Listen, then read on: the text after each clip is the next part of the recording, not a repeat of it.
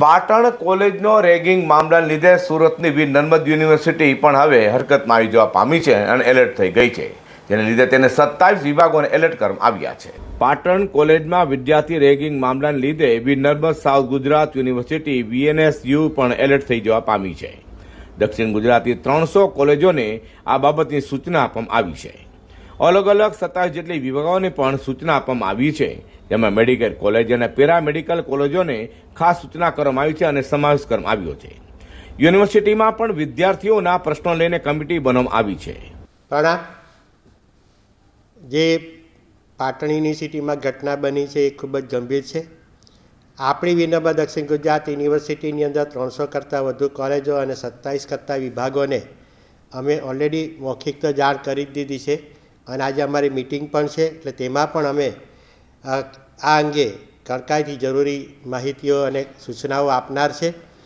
વધુમાં જણાવવાનું કે આવા પ્રકારના જે વિદ્યાર્થીને રેગિંગના આ પ્રકારની ઘટનાઓ બને છે તેવા પ્રકારના લોકોને અમે આપના માધ્યમથી એવી સૂચના આપીએ છીએ કે આવા પ્રકારના વિદ્યાર્થીઓ અંગે જેની પાસે માહિતી હોય તેણે તાત્કાલિક પોતાના એન્ટી રેગિંગ વિભાગના સેલને તાત્કાલિક જાણ કરવી અને જરૂર લાગે તો યુનિવર્સિટીની કુલપતિની ઓફિસ જે છે એ લાંબો સમય ખુલ્લી જ રહેતી હોય છે. કોઈપણ વિદ્યાર્થી અહીં આવીને એ મૌખિક રજૂઆત પણ કરી છે અને તરત જ અમે એને જરૂરી એ સંબંધિત કડકમાં કડક પગલાં લેવામાં આવશે.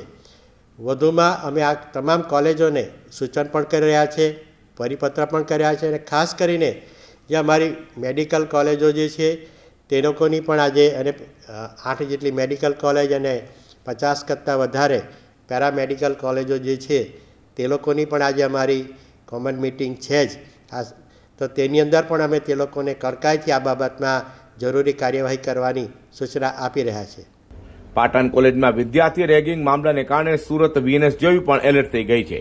યુનિવર્સિટી દ્વારા તમામ કોલેજના પ્રિન્સિપાલો સાથે મિટિંગનું આયોજન કરવામાં આવ્યું હતું અને આવી કોઈ ઘટના સામે આવે તો જે તે વિદ્યાર્થીઓ સામે સસ્પેન્ડ કરવા સૂચના પગલાં ભરવામાં આવે તેવું પણ તેમને કહેવામાં આવ્યું છે. Bureau report G24 news.